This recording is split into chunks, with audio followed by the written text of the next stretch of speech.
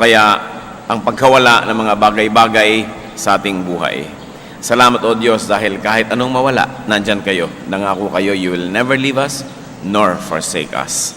Turuan niyo po kami ngayon na bigyan ng katotohanan sa buhay namin yung napakagandang pangako niyo na yon. Patawarin niyo po kami sa mga kasalanan namin, linisin kami o Diyos. Kami nagpapasakop. Hinihingi sa iyo, Panginoon, ang kapatawaran ng mga pagkukulang. Nagpapalinis sa pangalan ng iyong anak na si Jesus at humihingi ng pagpapala. Turuan niyo nga po kami, bigyan niyo kami ng kaliwanagan. Isipin namin, Panginoon, ang mabuting mga bagay na ikagagalak niyo at nawa, palakasin niyo kami. Lalong-lalo kung kami dinadalaw ng mga pagkawala ng mga kung anong bagay na pinahahalagahan namin. Mangusap kayong may kapangyarihan, palayain niyo kami mula sa mga pagsisinungaling sa amin na aming puso at makapamuhay kami, Panginoon, bilang mga taong malalaya dahil pinalaya ng iyong anak na si Jesus. Turuan niyo po kami, kayo pong maging tunay na tagapangaral. Dalangin namin ang lahat ng ito sa ngalan ng iyong anak na si Jesus, aming Panginoon at tagapagligtas. Let's take a look at Job's super case. Hindi siguro natin pwedeng pagsawaan ang kwentong ito kahit paulit-ulitin madalas sapagkat sobrang lakas ng kapangyarihan ng mga katuruan nito. Job's super case is a case that really deserves revisiting all the time. What was Job standing before God and men? Job 1:1-3 gives us a glimpse into his standing before everybody. Ano ba ang status niya sa buhay? In the land of Uz, there lived a man whose name was Job. This man was blameless and upright.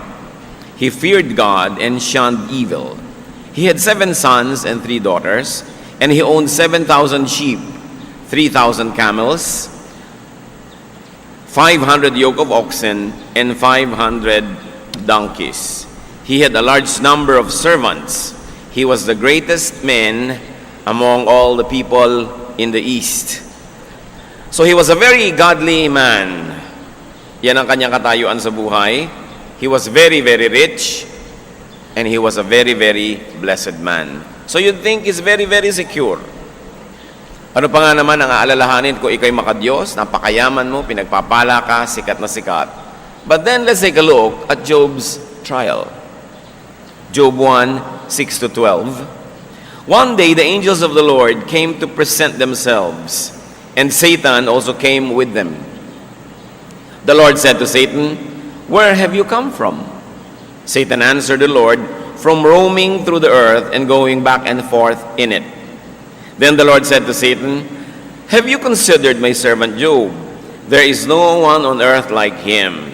He is blameless and upright, a man who fears God and shuns evil." So minsan ay humarap si Satanas sa Diyos at sabi ng Panginoon, ano masasabi mo tungkol kay Job na napakatino, napakahusay, napakalinis ng pamumuhay? No? Ikaw ba ay merong maipipintas sa kanya? Job 1 rather, 6-12. Does Job fear God for nothing? Satan replied, "Have you not put a hedge around him and his household and everything he has? You have blessed the work of his hands, so that his flocks and herds are spread throughout the land. But stretch out your hand and strike everything he has, and he will surely curse you to your face." Sabi, wala naman ako maipipinta sa kanya kasi wala namang kulang sa buhay niya eh. Lahat ibinigay niyo na. Ang yaman-yaman niya. Sikat na sikat. Siyempre, godly. Pero subukan yung bawiin niya mga yan. Subukan yung tanggalan siya ng mga pagpapala at isusumpan niya kayo ng harap-harapan. Verse 12, the Lord said to Satan, "Very well then, everything he has is in your hands. But on the man himself do not lay a finger." So ang sabi ng Panginoon, sige, pinapayagan kita na ilagay sa pagsubok si Job. Lahat ng ari-arian niya na galing sa akin, pwede mong galawin. Huwag na huwag mo lang gagalawin yung katawan niya. Puwera siya. Lahat lang nasa labas ng katawan niya. Siya, hindi. So this very godly man was going to have a very, very difficult life. He's going to suffer loss of wealth. Kasi yun ang paratang sa kanya ni Satan eh. Makadiyos lang naman yan kasi mayaman. Subukan mo papaghirapin. So, sige, bahala ka kung anong gusto mong gawin. Huwag mo lang siyang gagalawin, puwera ang katawan. So let's take a look at Job's great loss. He lost wealth. He lost things. Kayamanan, mga bagay-bagay. Paano nangyari yon? Napakasakit, Kuya Eddie. Job 1:13-15. One day when Job's sons and daughters were feasting and drinking wine at the oldest brother's house, a messenger came to Job and said, "The oxen were plowing and the donkeys were grazing nearby, and the Sabaeans attacked and carried them off. They put the servants to the sword, and I'm the only one who has escaped to tell you." So anong unang nawala kay Job? Mga katulong, mga alipin na noong unang panahon, binibilang na kayamanan, wealth. He also lost oxen and donkeys. Ang kanyang mga alagang hayop na napakaraming nagpapayaman sa kanya, ninakaw ng mga bandido. So this terrible thing was caused by men. Mga tao ang dinaanan ng dilubyong ito, sila ang lumikha. Para bang bumagsak na ang langit kay Job, pero hindi pa yun sapat. Job 1:16, while he was still speaking, another messenger came and said, "The fire of God fell from the sky and burned up the sheep and the servants, and I am the only one who has escaped to tell you." Kung sa gawin doon ay ninakaw ang kanyang mga hayop at pinatay ang mga katulong, sa banda naman dito ay umulan ng apoy mula sa langit, natupok ang mga natitirang mga hayop doon at ang mga katulong na nag-aalaga ng mga hayop na yon. So there was another great loss of servants and sheep. They were burned up. This time not attributed to men by the witness, but he said, "Fire from heaven." Hindi na galing sa tao, galing na sa taas. It was not man-made. Pwede ka kasing mawalan galing sa tao, pwede kang mawalan galing sa taas. Job 1:17, parang hindi pa kasya ang mga problema na yon in one day. While he was still speaking, another messenger came and said, "The Chaldeans formed 3 raiding parties and swept down on your camels and carried them off. They put the servants to the sword, and I am the only one who has escaped to tell you." So far, sa dami-dami mga katulong ni Job, 3 lang ang natira at lahat sila'y dumating na may masamang balita. Malungkot na balita. Sinalakay naman sila ng iba na namang grupo, ninakaw ang mga kamelyo na kayamanan din. Nung araw, yung mga kamelyo parang kotse yan ngayon. Yung mga kamelyo, pan-transport, kayamanan. Sabi, ako lang po ang natira para maibalita ito sa inyo. There was another great loss of servants and camels. Hindi lang dumating ang problema kay Job, sapin-sapin, patong-patong. No? What was Job's reaction and attitude that showed his character? Siyempre, pag may dumadating sa atin, lumalabas ang tunay nating pagkatao. Job 1:20-22. At this Job got up and tore his robe and shaved his head. Then he fell to the ground in worship and said, "Naked I came from my mother's womb, and naked I will depart. The Lord gave, and the Lord has taken away. May the name of the Lord be praised." In all this, Job did not sin by charging God with wrongdoing. Pagkarami-raming kayamanan ang nawala sa loob ng isang araw, pagkarami-raming tauhan ang namatay sa loob ng isang araw, sabi ni Job, nagpahiram ang Diyos, bumawi, purihin siya, dahil nakahiram ako, kahit sandali. At sinabi sa Biblia, sa lahat ng yan, hindi siya nagkasala. Di niya sinisi ang Diyos. Hindi katulad ng marami sa atin, biglang sisisihin ang Diyos. Why, oh God? Why, oh why? Bakit? Bakit ako pa? Yun ang tanong natin What makes you better than your neighbor para sabihin, bakit ako pa? Bakit yung asawa ko pa? Bakit yung anak ko pa? Dapat nating suriin na lahat tayo ay nagkakasala sa Diyos. Balikan natin si Job. Anong ginawa niya? He mourned. Nagluksa. Nakakaluksa naman talaga yung nangyari. Alangan naman mag-party ka. Nalungkot. Inahit niya ang kanyang buhok, nakalbo siya. Sinira niya yung kanyang damit bilang sagisag ng pagluluksa. Tapos nagpatira pa sa Diyos. He worshiped God. Hindi siya nag-worship noon bilang masayang tao. Nag-worship siya bilang isang nagluluksang tao. Mga kapatid, hindi lang po masaya ang nagwo-worship. Kahit ka malungkot, kahit ka nawalan, kahit ka naubusan, kahit ka nagluluksa, pagsamba pa rin sa Panginoon ang dapat gawin. Kaya napakaganda na kanyang kasaysayan na hindi natin pinagsasawa ang balik-balikan. Bakit niya nagawa yon? Na sa kabila ng lahat sumamba, he refreshed his memory that he never really owned anything. Importante yon. Nawalan kayo ng kwintas, nawalan kayo ng kotse, nawalan kayo ng bahay, alalahanin nyo nung bata pa kayo, yung pinakamalayong mababalikan ng inyong alaala, wala naman kayo ng kotse na yun wala naman kayo ng kwintas na yun, wala naman kayo ng ganung bahay o gamit. So, ibinigay lang sa inyo. Hindi dapat ipagtampo kung binawi. Mahalagang maalala na wala tayong pag-aari. Kaya sa wikang Tagalog, ang tawag sa property, ari-arian. Kunwari lang. Hindi talaga sa'yo. Napakalalim ng kultura natin tungkol sa ownership. Sa atin, hindi natin yan masyadong ina-emphasize. Kaya sa mga probinsya, may kudkurang ka ng nyog, wala, nasa kapitbahay. Nung tingnan mo, wala din doon, ipinahiram na niya sa kabilang baryo. Nung sinundan mo doon, nakarating na rin sa kabilang kalayo-layuan. Kasi hindi naman clear kung sino may-ari niyan Kaya sa ating original culture, hindi naman nagbabakod ang mga tao. Masagwan tingnan.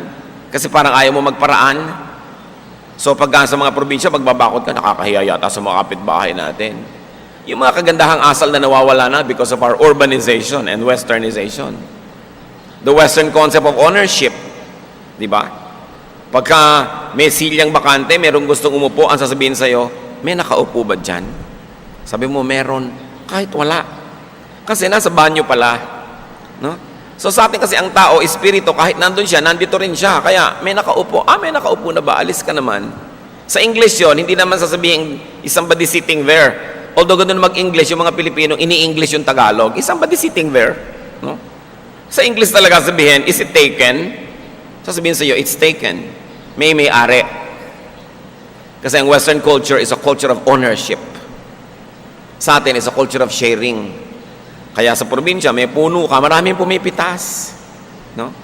Pumipitas-pitas ka rin sa iba. Ngayon, nadala na natin yan hanggang sa modern time na yung sweldo nung nag-Saudi na kapitbahay mo, gusto mo rin pumitas.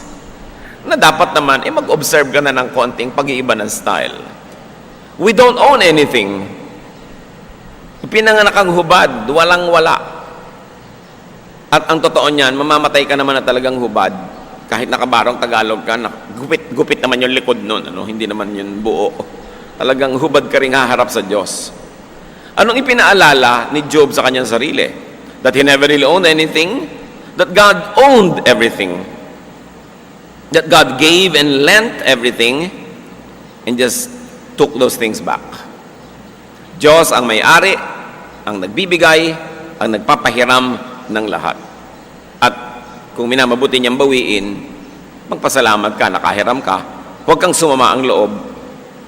Parang yung mga nangungutang na ayaw magbayad, pag nasingil masama loob, dapat ka magpasalamat, nakautang ka, at dapat kang magbayad. In all this, Job did not sin. Job did not blame God. Si Job yun. What about our case? Paano tayo? What is our standing before God? Sabi ng Diyos kay Satan, he is very upright in reference to Job. Tayo, sabi ng Romans 3:23, for all have sinned and fall short of the glory of God. Lahat nagkasala, lahat kapos. So kung ikukumpara kay Job, he had a greater status than we. Mas mataas ang kalagayan niya. At kung sa kanya ang taas-taas ng antas ng kabanalan nangyari yon, sa atin pa kaya hindi pwedeng mangyari. Now, what are the possible causes of loss today? Loss could be a trial, tulad ni Job. Trial kung banal ka, diba? Ang sinusubok lang, yung mga banal.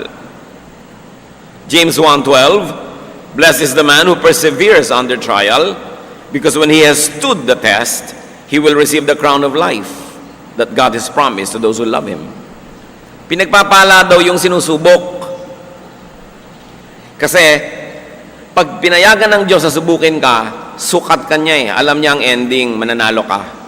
Kaya ang sabi sa Bible, God does not permit us to be tempted beyond our strength. But with the same temptation also gives us a way out. Pag pinayagan ng Diyos na ikaw ay magdaan sa pagsubok, sukat niya ang kakayahan mo, binibigyan ka lang niya ng oportunidad na magkamedalya. Pero pwede mong ipatalo ang laban kung hindi mo gagamitin ang iyong lakas na ibinibigay ng Diyos. Pwede maging talo ka, pero hindi dahil ipinatalo ka ng Diyos. Kasi nagpatalo ka. Kasi ang sabi, hindi ka papayagan na magkaroon ng anumang mga pagsubok na hindi mo kaya. At kasama ng pagsubok, ibinibigay din ng Diyos yung paraan para makaiwas ka at magtagumpay. So it could be trial, or it could be training. Sasabihin mo, wala naman akong ginawang masama. Bakit ako nagkakaganito? Baka trial. O kaya, sasabihin mo uli, bakit ako nagkakaganito? Pwedeng training. Hinahanda ka ng Diyos sa maraming mga magagaling at dakilang bagay. 1 Peter 5:10, and God, after you have suffered a little while, will Himself restore you and make you strong, firm, and steadfast. Para yung mga athletes, tinetrain, ang mga singers, tinetrain, kahit sino na may specialization, tinetrain, hirap na hirap during training period, pero during the competition, madali na, nananalo na. So kung dumarating sa atin yung pagsubok, may mga bagay na nawawala sa atin, baka training yan kung hindi trial. Ngayon, kung hindi training, hindi trial, meron pa tayong pwedeng isipin. It will be fruit of our sins. Results of our shortcomings. Galatians 6:7, do not be deceived. God cannot be mocked. A man reaps what he sows. Nagtanim ka ng hindi mabuti, syempre, hindi mabuti nga anihin mo.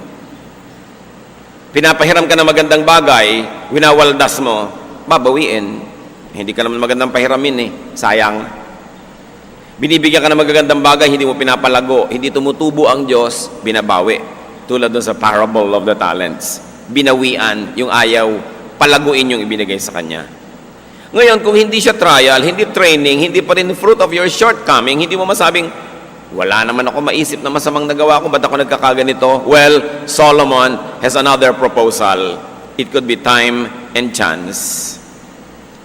Ecclesiastes 9:11, sabi ni Solomon na pinakamarunong na tao, I have seen something else under the sun. Alam niyo, may napansin pa ako isang bagay. Napansin niyo ba? The race is not to the swift, or the battle to the strong, nor does food come to the wise, or wealth to the brilliant, or favor to the learned. But time and chance happen to them all.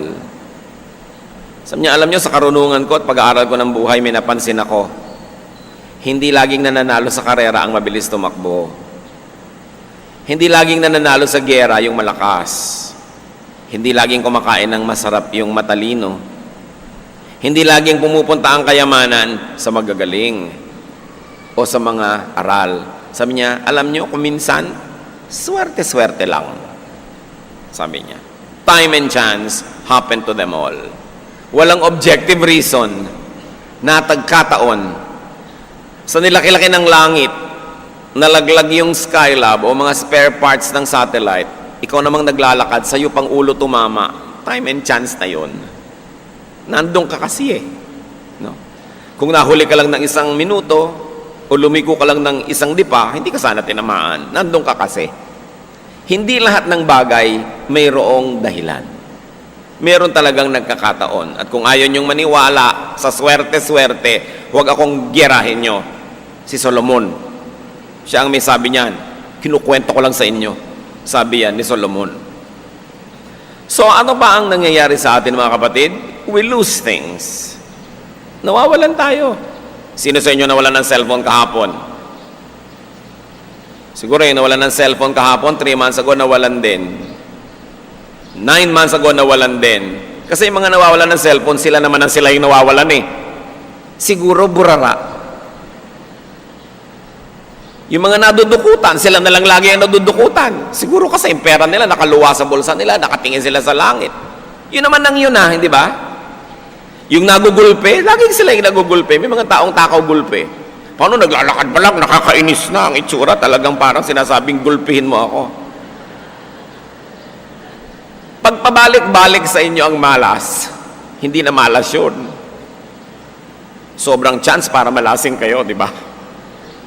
Pag rule na ng buhay nyo yun, meron kayong sistema na dapat baguhin. Kung kayo laging nai-in-love, laging naniniwala sa mga kasinungalingan ng iniibig nyo, nakakapitong nobyo na kayo, yun at yun, hindi na malas ang tawag doon. May ibang tawag doon, alam nyo. Di ba? So nawawalan tayo ng pera, nawawalan tayo ng mga puhunan, nawawalan tayo ng bahay, sasakyan, mga makina, mga kasangkapan, nawawalan tayo ng mga alahas, sari-sari. Nangyayari yan. Pero ang mahalaga, what is our reaction? What's our attitude? That shows our character. We can learn from Job. Pwede tayong matuto mula kay Job. Ano bang ginawa niya? Like him, we can mourn. Pwede naman tayong magluksa eh.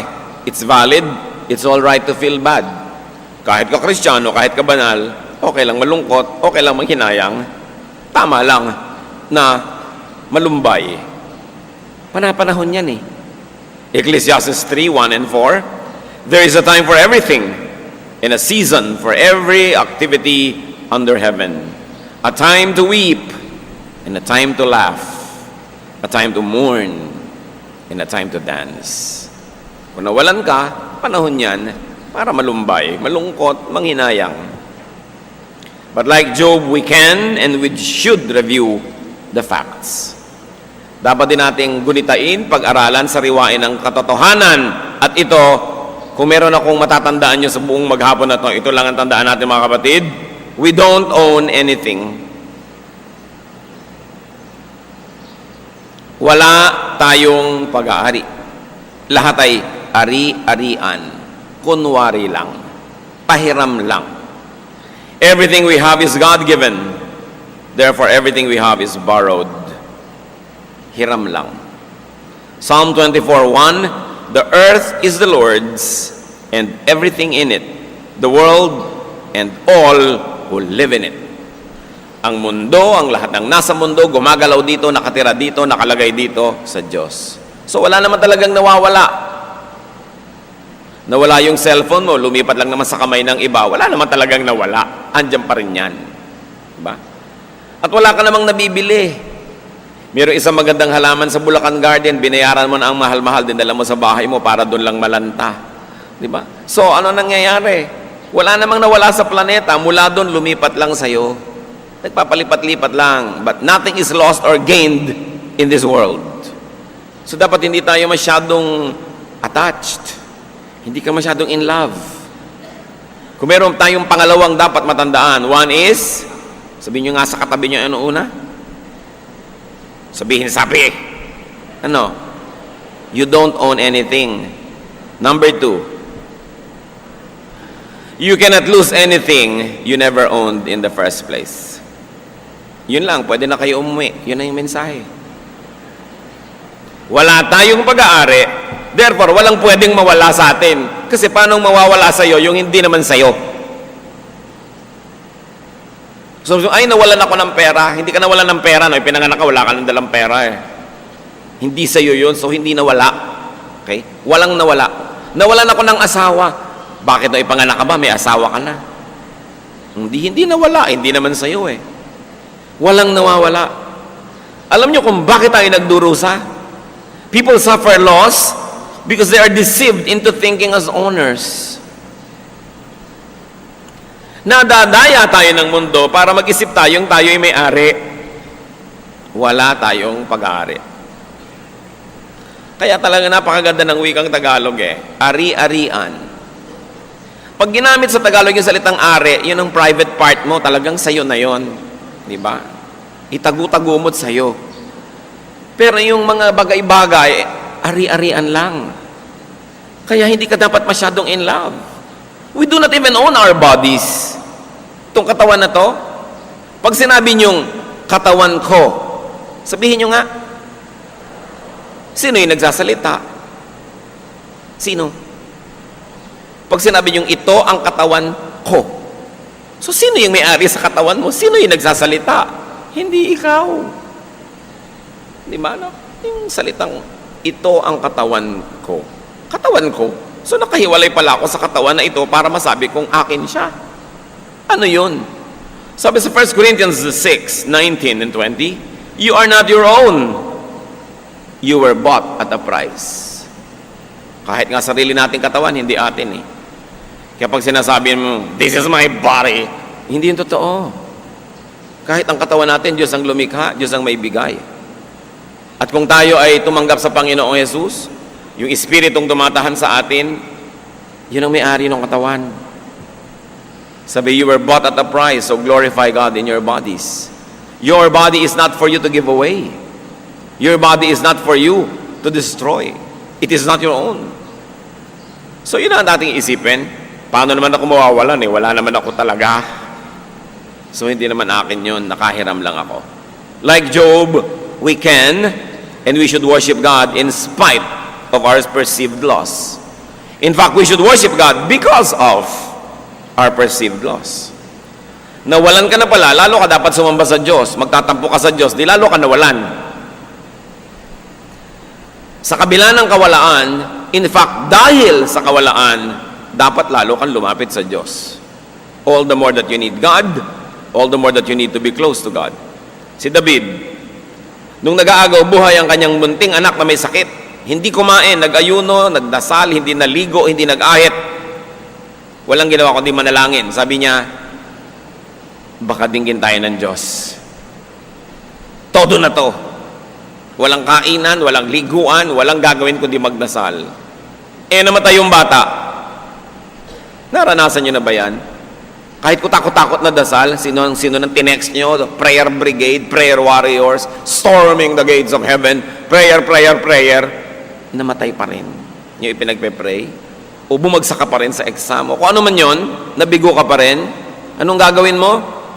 Si David, tulad ni Job, may halimbawa. 1 Samuel 12:20. Nung malaman ni David na namatay pa rin yung bata, then David got up from the ground.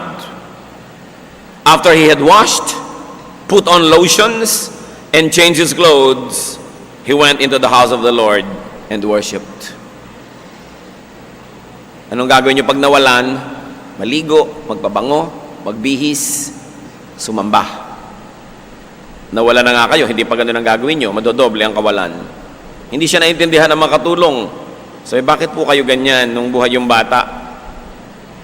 Ang lungkot nyo. Ngayong namatay, mukhang sumaya pa kayo. Hindi ako sumaya, sabi niya. Nung buhay pa, may magagawa pa tayo eh. Ngayon namatay na, wala na. Ano pang gagawin natin? Sumamba tayo, yun ang dapat natin gawin.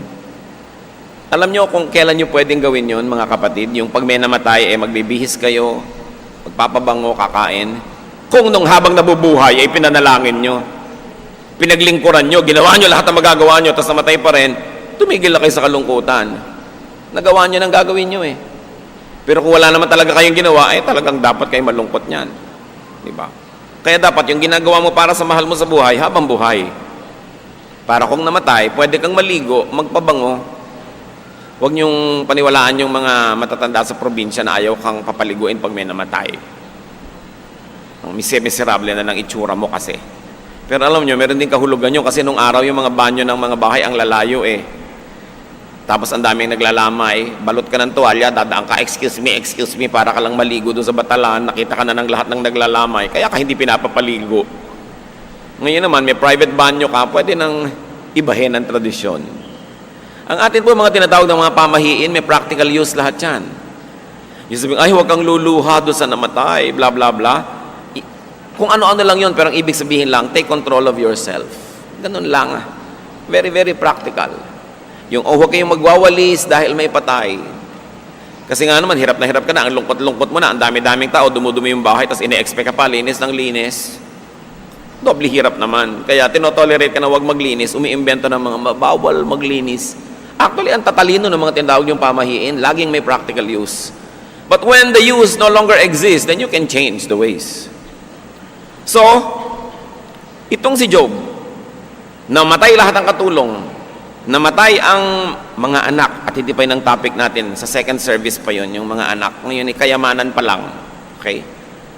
Nawala ang lahat-lahat. Alam niyo, sabi ng kanyang asawa sa Job 2, 9 to 10, his wife said to him, "Are you still holding on to your integrity? Curse God and die." Pagbihira namang asawa to, kaya pala hindi kasama sa kinuha ni Satanas. Kakampi. Sabi, ano ka ba? Namewang yung asawa. Worship ka pa na worship dyan eh. Naghirap na nga tayo dito.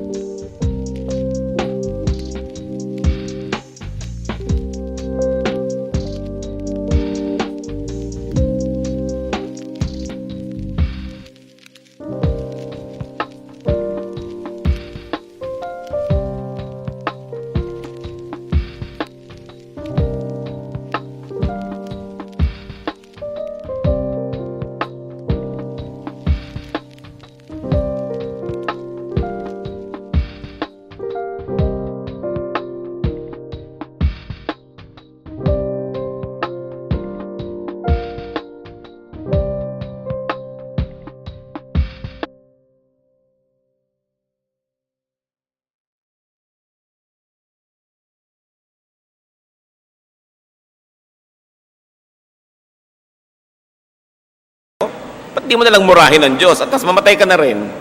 Kaya itinira ni Satanas, kakampi sa pagpaparusa kay Job.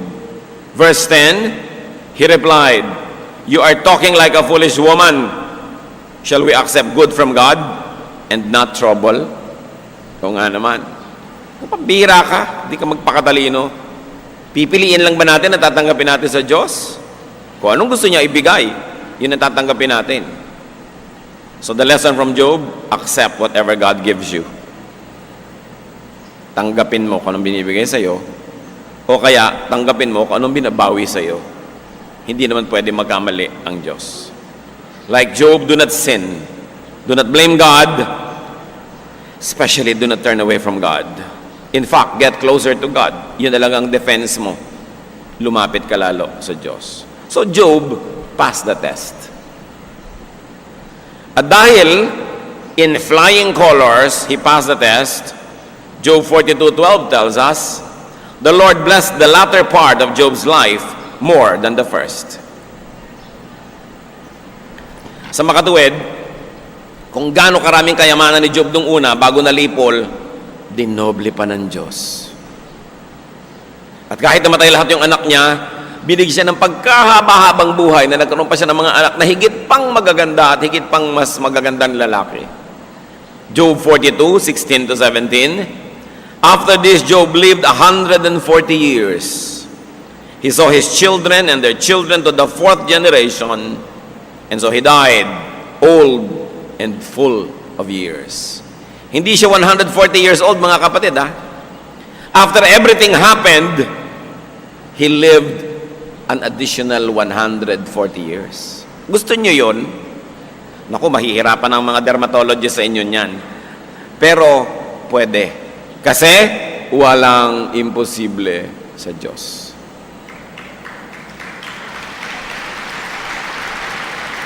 Sabi ng anghel kay Mary, nung sinabi ni Mary, kadalaga kong tao, magbubuntis ako, Luke 1:37, nothing is impossible with God. Mga kapatid, kung meron sa ating nakaranas ng yumaman, tapos naghihirap uli, pwede kayong yumaman uli? Si Job nga eh. Nawalan kayo ng asawa, pwede kayong magkaroon muli, lalo't namatay na siya. No?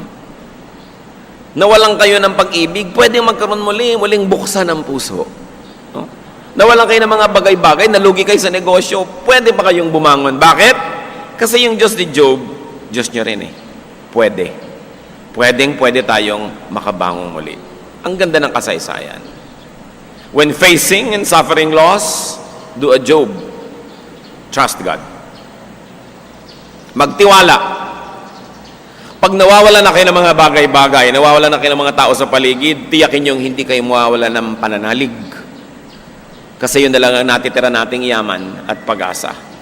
Proverbs 3:5, trust in the Lord with all your heart and lean not on your own understanding. Huwag kang magtiwala sa sarili mong dunong, sa sarili mong karanasan, sa sarili mong logic. Sometimes, hindi logical sa ating standard ang ginagawa ng Diyos. Sabi niya, lagi kang magtiwala and entrust yourself to God. Nawawalan ka na nga, kanino pa ipagtitiwala ang sarili mo? Dapat sa Diyos. Hindi kung kanino. Jeremiah 29:11, sabi ng Diyos, for I know the plans I have for you, declares the Lord. Plans to prosper you and not to harm you. Plans to give you hope and a future. Pwede nating angkinin ng pangako na ito. Sabi ng Diyos, may plano ako sa iyo. At hindi masama ang plano ko para sa iyo. Ang plano ko, payamanin ka, hindi ka saktan, bigyan ka ng pag-asa, isang magandang kinabukasan. May plano ang Diyos. Dapat tayong magtiwala at dapat tayong sumunod. At kung tayo nawalan, on a practical level, do what you can to regain lost things. Kumilos ka uli. Nalugi ka pala, mamuhunan ka uli, kahit konti-konti na naman. Siguradong may natutunan ka na sa nakaraan mong pagkalugi, better ka na ngayon. Dapat magtrabaho uli, sikapin muli. Nasaktan ang puso mo, pagalingin mo, tapos magmahal ka uli. Kailangan, handa ka na bawiin ang mga nawala. Proverbs 14:23, all hard work brings a profit. Pag nagsisikap, meron kang pakinabang. Sabi ng matatanda, pag may tiyaga ay nilaga. Pag may isinuksok, may nabubunot. Alam nyo kasi yung teorya na yun noon, ang mga bubong nung araw nipa, sapin-sapin na ganon. Pag nagluluto ka, halos abutin mo yung bubong mo. Abot mo. So pag may pera ka, isinuksok mo doon, sabi niya, may mabubunot ka. Pag may tinago ka, meron kang ilalabas sa pangangailangan. It's very important. Meron pa bang isang dahilan kung ba tayo nawawalan, mga kapatid? Nawawalan tayo para yung kamay natin mawalan ng hawak, para muling maging bukas, para tumanggap ng bagong pagpapala. We lose to find. We lose so that we can be empty enough to receive new blessings. Kaya kung nawalan kayo ng boyfriend, ang lungkot-lungkot nyo, huwag nyo isipin yan. Binibigyan lang kayo ng pagkakataon ng Diyos na maging bakante para dumating yung mas mahusay. At pag dumating na yung mas mahusay, pupunta ka kay X. Sabihin mo kay X, "Thank you very much that you were such a monster. Kung hindi sana ako natauhan at hindi ako magkakaroon ngayon itong Mr. Right." Idalangin nyo pagka kayo nawala ng ganon, lalo't inapi-api kayo, kinawawa-kawawa kayo, pasalamat kayo't nawala. Ngayon, bakante kayo para tumanggap ng bagong pagpapala. Kaya lang, huwag naman yung pag nakita nyo si X, nakayuko kayo sa lupa dahil yung bago nyo ngayon, worse. Para ka naman hindi natutunon. No, kailangan sasabihin mong, "Thank you so much, it did not work." No? Salamat na lang hindi siya nag-work kasi kung nag-work yun, hindi ko makikita tong isang to. Live in that hope. Because as they say, when God closes a door, He opens a gate. Hayaan nyo magsara ang Diyos. Alam niyang ginagawa niya. Meron siyang ibang bubuksan kung ikaw ay anak niya at ikaw ay nananalig, sumusunod. Even if Job's happy ending doesn't happen exactly to you, be exactly like Job in sticking closely to God. Gayahin natin si Job, kahit yung ending hindi ganun, kahit hindi ka mabuhay ng plus 140 years, kahit ano pang maging wakas niyan, tularan natin siya, hindi siya bumitaw sa Diyos. Isaiah 40:31, "But those who hope in the Lord will renew their strength." Nangihina na pala kayo, ang gawin, hope in the Lord. Babalik ang lakas. So they soar on wings like eagles. They run and will not grow weary. They will walk and not be faint. In other words, you will go beyond the ordinary. So what's your antidote to pain due to loss? Kanina pa natin pinapaulit-ulit, ano ba talaga ang pangontra sa hirap ng loob pag nawawalan? Do not be attached to things. Do not be attached. Kung nandyan, salamat. Kung wala, salamat pa rin. 1 John 2:15-17, "Do not love the world or anything in the world. The world and its desires pass away, but the man who does the will of God lives forever." So what have you lost? What do you fear losing? May tanong ako, huwag muna kayo magsara ng mga notes nyo. Anong kinakatakot nyo mawala, kapatid? Usually, yumaman ka na, ang number one mong fear, maghirap muli. Usually, nakakita ka ng, "Wow, jackpot, ako sa papa ko ngayon." Takot na takot ka nang mawala yan.